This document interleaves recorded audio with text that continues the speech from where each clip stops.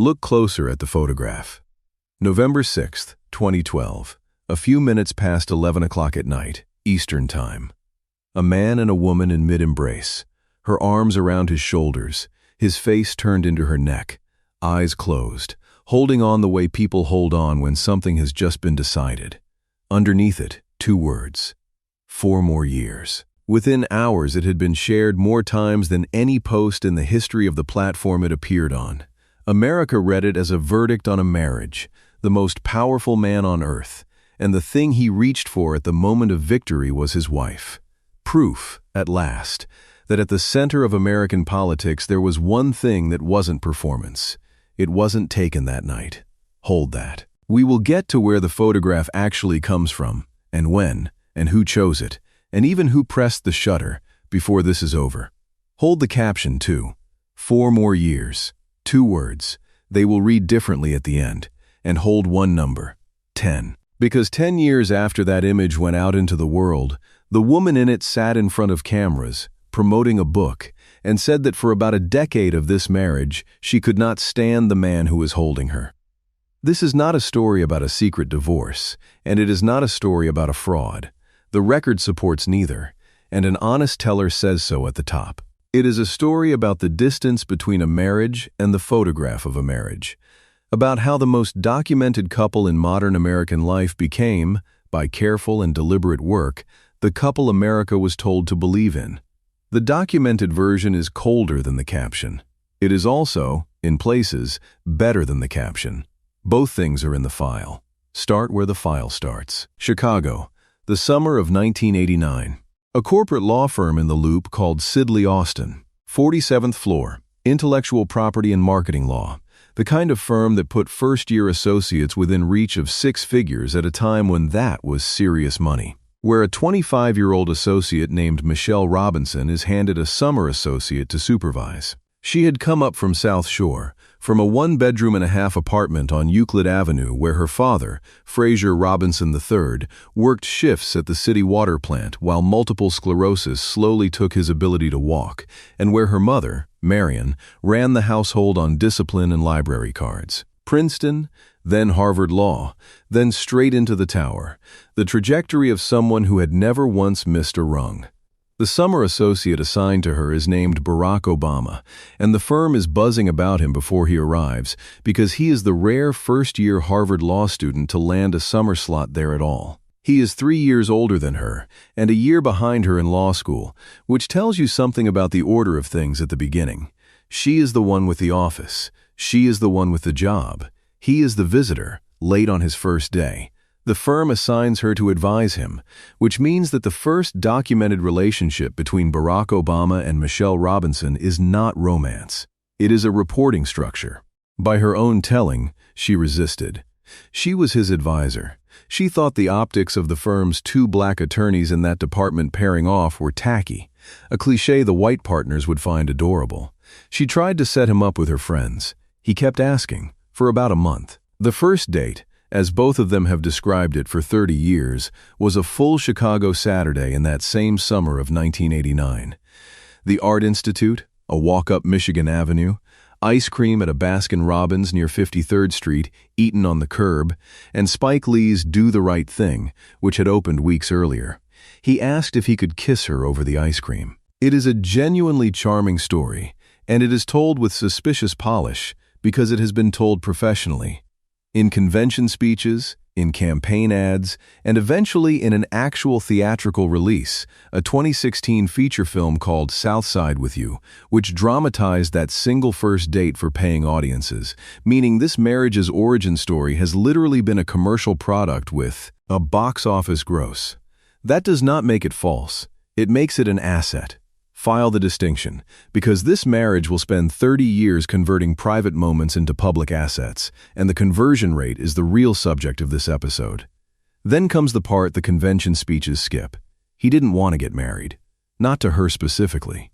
To anyone. In her account, repeated in print and in interviews, he spent the better part of 2 years arguing that marriage was a formality, a piece of paper, an institution that meant nothing next to the substance of a relationship. She disagreed, flatly and repeatedly, and she has been explicit about why. She had watched her parents' marriage hold a family together through illness and thin paychecks, and she was not interested in an open-ended arrangement with a man whose own father had left when he was 2. The fights were about marriage itself. And the proposal, when it finally came in 1991, at Gordon's restaurant on Michigan Avenue, at a dinner ostensibly celebrating his passing the bar exam, arrived as a piece of theater. He restaged the argument one more time over dinner, provoked her, let her make her entire case against him. She has described getting genuinely angry. And then the dessert plate arrived with a ring on it, and his line, by her telling, was that this ought to shut her up on the subject. He had let her argue for a marriage he had already bought the ring for. You can read that as romantic. You can also read it as the first documented instance of a pattern. He controls the timing, he controls the reveal, and she finds out her own life's next chapter when the plate is set down. They married on October 3, 1992, at Trinity United Church of Christ on the South Side, with the reception at the South Shore Cultural Center. A building that had once been a country club that would not admit black members, a detail the couple chose on purpose. Their wedding song was Stevie Wonder's You and I. Remember the church. The pastor who performed the ceremony was named Jeremiah Wright. The preacher, whose sermon title, The Audacity to Hope, the groom would later borrow, sand down, and carry all the way to a book cover. And 16 years later, this marriage's own officiant will become a problem to be managed, which is a sentence that tells you most of what you need to know about where this story is going. Now look at what the two people standing at that altar actually were, because this is where the merger begins. She was a corporate lawyer already, in the process of leaving corporate law. She'd taken a massive pay cut in 1991 to go work in City Hall under a daily aide named Valerie Jarrett, a hiring interview famous in the file because Michelle brought her fiancé along to vet the boss, and by 1993 she was running the Chicago chapter of a nonprofit called Public Allies, training young people for public service careers, reportedly at a salary lower than her secretary had earned at Sidley. He was a civil rights lawyer and a University of Chicago lecturer with a book contract. The memoir that would become Dreams from My Father, who in the fall of 1992, the very season of the wedding, was running Project Vote in Illinois, an operation that registered roughly 150,000 new voters and put his name in front of every Democratic operative in the state. Though the word hadn't been said out loud yet, a political career was in gestation, and the operatives knew it before the wife did. 2 careers, 2 incomes, 2 ambitions, 1 household. Social scientists had already put a name on this arrangement. A pair of studies in the Journal of Independent Social Work, in 1988 and 1990, examined marital satisfaction in exactly this kind of couple, the dual career marriage, and treated it as its own category with its own characteristic strains and interaction patterns. The negotiation over whose job bends, the resentment accounting, the way 2 professional identities compete for one finite supply of household hours. The point is not that the Obamas read those studies. The point is that before this wedding happened, the kind of marriage it was going to be was already a documented problem in the research literature. The strain was not a surprise. It was a genre. The strain arrived on schedule. In November 1996, Barack Obama was elected to the Illinois State Senate from the 13th District, and the marriage acquired a third address, Springfield, 200 miles down Interstate 55 from the House. For most of each legislative session, he was gone during the week and home on weekends, playing poker with lobbyists and downstate legislators at night while the household ran on her salary, her schedule, and her presence. In 2000, he made it worse by choice. He challenged a sitting congressman named Bobby Rush, a former Black Panther with deep South Side loyalty, in the Democratic primary against the advice of nearly everyone, and lost by roughly 30 points, 61-30, a defeat so complete that by his own later account it nearly ended the political career and left the family carrying campaign debt on top of student loans. The race had already cost the marriage something specific and documented. Over the Christmas holidays of 1999, with the family in Hawaii and 18-month-old Malia sick, he stayed with his wife and daughter rather than fly back for a high-profile gun control vote in Springfield, missed the vote, and was publicly flayed for it. meaning he had now been punished professionally for choosing the family, which is exactly the lesson you do not want an ambitious man to internalize. Note what he did with the defeat. He did not come home. He went back to Springfield and started planning something bigger. While he was losing that race, she was raising a 1-year-old. Malia Obama was born on July 4, 1998. Sasha followed on June 10, 2001. And at 3 months old, Sasha contracted meningitis, a hospitalization both parents describe as the most frightening days of their lives, days when the marriage's 2 careers stopped mattering entirely and then, when the fever broke, resumed exactly as before. And here the file contains something Michelle Obama kept sealed for 20 years and then disclosed herself in her 2018 memoir becoming, "Before those births there was a miscarriage, and both daughters were conceived through IVF." And she has described doing the injections, in her own telling, largely alone because her husband was in the legislature. She was in her mid-30s, working, commuting, administering her own fertility shots in the bathroom while the marriage's other career was 200 miles away voting on state insurance law. When becoming published in November 2018, it sold over 700,000 copies on its first day and more than 10 million within months, one of the fastest-selling memoirs in publishing history. Which means the loneliest medical details of this marriage were eventually disclosed to the public at industrial scale, on her schedule, in her voice, as her asset. File that too. The disclosure machine runs both directions. What does the arrival of children do to a marriage under load? Again, the literature had already answered. A 2008 study examined expectations and marital satisfaction heading into the transition to parenthood. The measured gap between what couples believe the first years of parenting will be and what those years actually are, with satisfaction falling fastest in the couples whose expectations were rosiest. And a 2009 study in families, systems, and health linked sleep disruption across that same transition directly to declines in marital satisfaction. Not metaphorically, but as a tracked variable, fragmented sleep predicting colder marriages. Broken sleep, broken expectations, falling satisfaction. A measured, replicated pattern in ordinary couples where both parents are in the same building. Now run that pattern through a household where one parent is in the building and the other is in Springfield 3 nights a week, or in Washington, or in Iowa. And file the word Iowa, because it comes back twice. This is the decade she was talking about. When Michelle Obama said it, in December of 2022, she said it on camera, on an entertainment podcast called The Jason Lee Show, while promoting her second book, The Light We Carry. She said that people give up on marriages over 10 bad years, and that she could name about 10 years of her own when she couldn't stand her husband, and she put those years here, the small kids' years, roughly 1998 forward. Count them out and notice where the decade lands. It opens with a stroller on Euclid Avenue, runs through the Springfield commute, the lost congressional race, the fertility needles, the second baby, the Senate, the presidential campaign. And it ends, if you take her arithmetic literally, at approximately the front door of the White House. The 10 worst years of the marriage, in her own accounting, are precisely the 10 years America watched it become the most admired marriage in the country. That is not an accusation.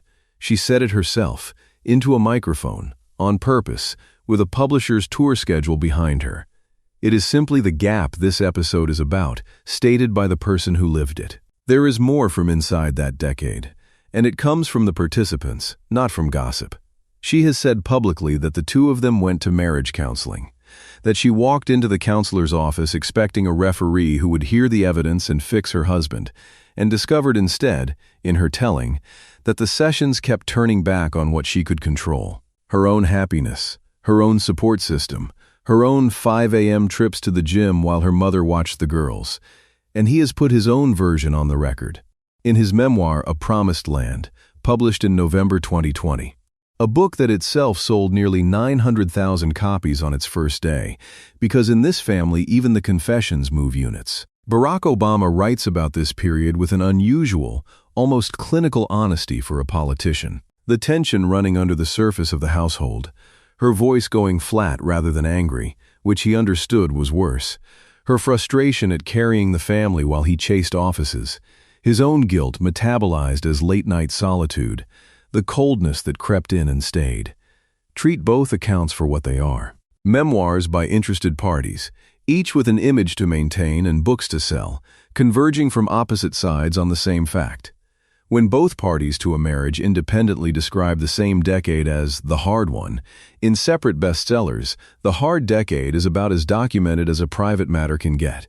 Then the ledger flipped, and it flipped fast. July 27, 2004. The convention keynote in Boston, 17 minutes that turned an Illinois state senator into a national figure overnight.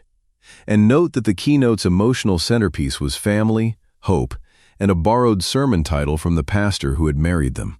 November 2004. The United States Senate won with 70% of the vote. And notice what had quietly happened to the household economics. In 2005, Michelle Obama was promoted to Vice President for Community Affairs at the University of Chicago Hospitals, and her salary jumped from roughly $120,000 to roughly $316,000, nearly double the $165,000 the United States Senate paid her husband. The marriage America would soon be sold. The striving man, the supportive wife, was, on the household books at that exact moment, inverted. She was the primary earner. His book royalties, flowing again after the convention made Dreams from My Father a bestseller a decade late, were what finally cleared the student loans. In late 2006, the presidential question arrived at the kitchen table, and here the record shows something important about who she had become in this negotiation, because it was a negotiation. She was, by every contemporaneous account and by both memoirs, against it. She had spent 10 years subsidizing his ambition with her career and her sleep, and the proposed payment for that decade was a bigger, longer, more dangerous absence. Dangerous in the literal sense, because he would be the first black nominee of a major party, and the couple discussed security threats as a line item. She said yes anyway, and she attached conditions. Hold that word, conditions. One of them, she has said herself, was that he finally quit cigarettes, a habit he had carried since adolescence and hidden from cameras for years. Another understanding, reported from inside the deliberations, was brutally simple. Iowa was the test, and if Iowa said no, the ambition ended and the family got him back. A presidential run, approved like a contract amendment, with terms and an exit clause. A scholar writing in 2005 described marriage as a peculiar legal object, a private contract that is simultaneously a public institution. It is a dry academic phrase, and there may be no marriage in American history it fits more precisely than the one that walked out into 17-degree cold on the steps of the old state capitol in Springfield on February 10, 2007, and offered itself to the country. Iowa, the first time. On January 3, 2008, Obama won the Iowa caucuses with roughly 38%, 8 points clear of the field, in a state more than 90% white. The night, as a 2022 biographical study of the campaign frames it, that made the presidency real.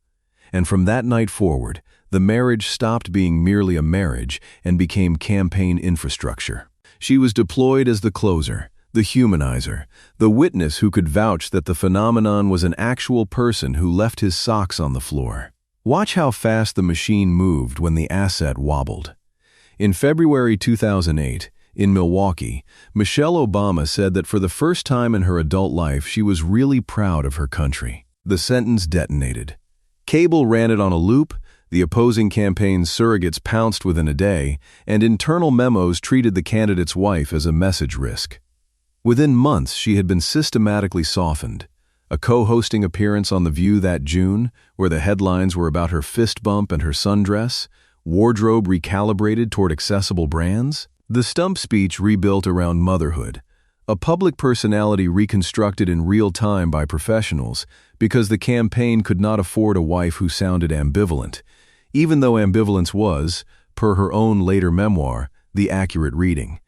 And in March 2008, the other liability surfaced. ABC aired sermon clips from Trinity United, God Damn America running on every network, and Jeremiah Wright, the man who had married them, baptized both daughters, inspired the title of the book Funding the Household, became expendable. Obama bought time with the Philadelphia race speech on March 18th, tried to condemn the sermons without abandoning the man, and then, when Wright went to the National Press Club in April and doubled down, abandoned the man. By the end of May 2008, the Obamas had resigned their membership in the church where they were wed. The campaign did not just manage the marriage's image, it consumed the marriage's own history, piece by piece, and cut loose whatever didn't poll, including the efficient. He won on November 4, 2008, and the family moved into the White House on January 20, 2009. And this is where you have to be honest in both directions, because the record is. The White House years gave the marriage back the one thing Springfield had taken: presence. He lived above the office, a 30-second commute. By multiple accounts, including his own, he was at the family dinner table at 6:30 most nights, protected on the schedule like a head of state meeting, aides instructed that only genuine emergencies could break it, and he went back down to the treaty room to work after the girls' homework. A dinner-table attendance record most working fathers in America couldn't match, kept by the president. On May 30, 2009, he made good on a campaign trail promise and flew his wife to New York for a date night. Dinner in the Village, then the August Wilson play Joe Turner's Come and Gone at the Belasco Theater, and the Republican National Committee put out a statement pricing the trip in taxpayer dollars before the curtain fell, which tells you what happened to even the marriage. Leisure. It was now a contested public expenditure. Report the decency at full strength. Inside the bubble, by the available evidence, this man worked at his marriage, structurally and daily, in a way he demonstrably had not in Springfield. The years she calls unbearable are the years before the fame, not after it. That complicates the cynical version of this story, and it stays in. But presence came bundled with performance, permanently, and the seams occasionally showed in the reporting. In 2012, the New York Times journalist Jodi Kantor published a book, The Obamas, documenting friction between the East Wing and the West Wing, the First Lady's frustration with the political staff, a reported blow-up involving Press Secretary Robert Gibbs over how her image was being defended. And that same year, the Union itself acquired its own dedicated coverage under the flat, telling, title, The Obama Marriage, because the marriage was now a beat, a subject, a thing to be covered like a policy, with sources and pushback and messaging strategy. And that brings us back to the photograph. November 6, 2012, election night. The networks call Ohio a little after 11 Eastern. The presidency is retained, and minutes later the campaign's accounts post the embrace. 4 more years. Within hours, it became the most retweeted post in Twitter's history to that point. North of 800,000 retweets, blowing past the previous record, which had belonged to Justin Bieber, and the most liked photograph Facebook had ever carried. America receives it as a stolen moment, the private man, caught being true, before he even reached the stage. Here is what the file says. Within days, reporters traced the frame. It was not from election night. It had been taken almost 3 months earlier, on August 15, 2012, at a campaign stop in Dubuque, Iowa. Iowa, the second time. The photographer was Scout Tufangjian, working for the campaign, and the embrace was real. Michelle had just introduced her husband on a hot morning in a swing state, and as she came off the microphone, he held her, and the shutter caught it. Then the frame went into a file, one of thousands, and it sat there for 12 weeks. And on the biggest night of the political year, professionals reached into that file, selected the single image most likely to make America feel what the campaign needed America to feel: intimacy, gratitude, continuity. Wrote a 2-word caption and pressed send, timed to the network's call. Nothing about it was fake. Everything about it was chosen. That is the finding, and it is the whole thesis in one object. The most spontaneous-looking moment in the history of this marriage was inventory. The presidency ended on January 20, 2017, and the decade since has run the experiment in reverse. What happens to a managed marriage when the management contract expires? The answers came from her, in her own voice, on her own book tours. And notice the sequencing, because it was professional. The IVF, the miscarriage, the counseling. Disclosed in Becoming, November 2018, rolled out in a stadium tour with arena pricing. The decade of not being able to stand him. December 2022, on camera, promoting the light we carry. Each revelation arrived attached to a product, calibrated, hers to time. The same selection machinery that once chose the Dubuque frame, now choosing the cracks to show instead of the embrace. And then the market did what markets do with an asset that shows a crack. In January 2025, Michelle Obama skipped the state funeral of former President Jimmy Carter, and weeks later skipped the presidential inauguration. Her husband attended both alone. And an entire rumor economy declared the marriage dead, complete with fabricated divorce filings and a viral, evidence-free celebrity pairing rumor. Be precise about what that was. Anonymous, sourceless, and contradicted on the record. Treated as noise, not evidence. She answered it herself, repeatedly, through 2025. On the actress Sophia Bush's podcast, saying the decision not to attend was hers alone and that it was telling how quickly the world assumed a woman's absence must mean a broken marriage rather than a woman choosing for herself. And on her own new podcast with her brother Craig Robinson, where her husband eventually appeared beside her and joked on mic about the rumors, the two of them performing ease for an audience one more time. Which, yes, is itself a managed image, and by now you know to read it as one. The floor of what is not in dispute. As of the date this episode was written, the marriage that began at Trinity United in October 1992 is intact, 33 years on, which is more than most merger agreements can say. Now the caveat this channel owes you, stated out loud. No archive records what a marriage is at 2 in the morning. The research on predicting divorce includes a 2014 typology built on conflict avoidance and how the listening partner behaves. A body of work whose underlying lesson is that from the outside, a quiet marriage and a cold one can look identical, that avoidant couples can be stable and expressive couples can be doomed, and that observers, including trained ones, reliably guess wrong from surfaces. Everything this episode has is surfaces, expensively produced ones. Both memoirs in this file were written by interested witnesses with images to protect and books to sell. Her 10-year confession came packaged with its own counterweight in the same interviews. That marriage is simply hard, that young couples quit too early, that the decade passed, that she would choose him again. And an honest teller reports the counterweight at the same volume as the confession. The record cannot tell you whether Barack and Michelle Obama love each other. It was never going to. What the record can tell you, exactly and in detail, is which version of their marriage you were shown, who selected it, when they selected it, and why, and that the version was curated on the same professional standard as the speeches. So look at the photograph one last time, knowing the file. November 6th, 2012, says the timestamp. August 15th, says the record. Dubuque, Iowa, the state that made him president, choosing the image that kept him president. Her arms around a man she had, by her own arithmetic, only recently finished a decade of not being able to stand. A decade she survived with fertility needles and a counselor's office and a contract amendment about cigarettes. His face buried in the shoulder of the woman whose career, whose salary, and whose church were fed into the machine that the caption is asking you to extend. The embrace was real, the moment was selected, and the caption was, "Never a love note." Read it again. 4 more years. It is a request for continued employment. America was told it was looking at a marriage. It was looking at the marriage's official portrait, chosen from the file by people paid to choose well.